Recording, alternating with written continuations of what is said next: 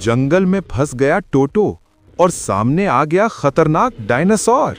अब आगे क्या होगा? घने और रहस्यमयी जंगल की एक शांत सुबह थी। छोटा सा प्यारा पिल्ला टोटो खेलते खेलते अपने घर से बहुत दूर निकल आया।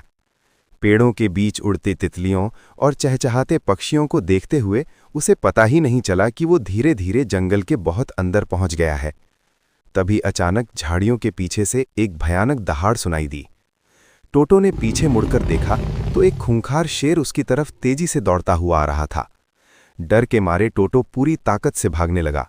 वो जंगल के पेड़ों और झाड़ियों के बीच दौड़ता हुआ अपनी जान बचाने की कोशिश कर रहा था, लेकिन कुछ ही दूर आगे जाकर टोटो अचानक रुक गया, क्योंकि उसके सामने एक विशाल काला कोबरा फन फैलाकर खड़ा था और जोर जोर से फुफकार रहा था।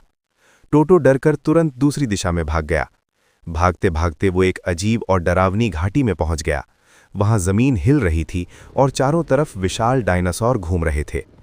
उन विशाल जीवों को देखकर टोटो और भी डर गया।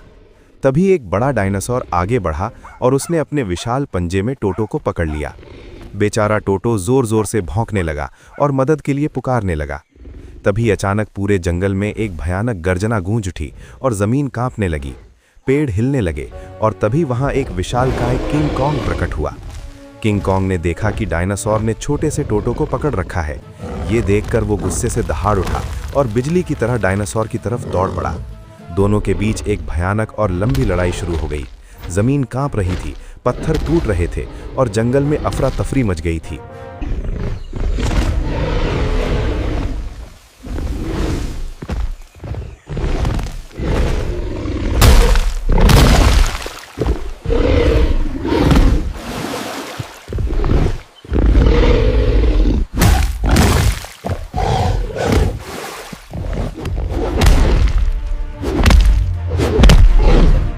आखिरकार किंग कॉन्ग ने अपनी पूरी ताकत लगाकर डायनासोर को जमीन पर गिरा दिया।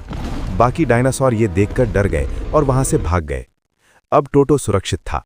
किंग कॉन्ग धीरे धीरे टोटो के पास आया और उसे बहुत प्यार से अपने विशाल हाथ में उठा लिया। पहले टोटो थोड़ा घबराया, लेकिन किंग कॉन्ग की दयालु आंखों में उसे सच्ची दोस्ती दिखाई दी। धीरे धीरे टोटो किंग कॉन्ग के हाथ पर आराम से बैठ गया। उस पल से दोनों के बीच एक अनोखी दोस्ती की शुरुआत हो गई।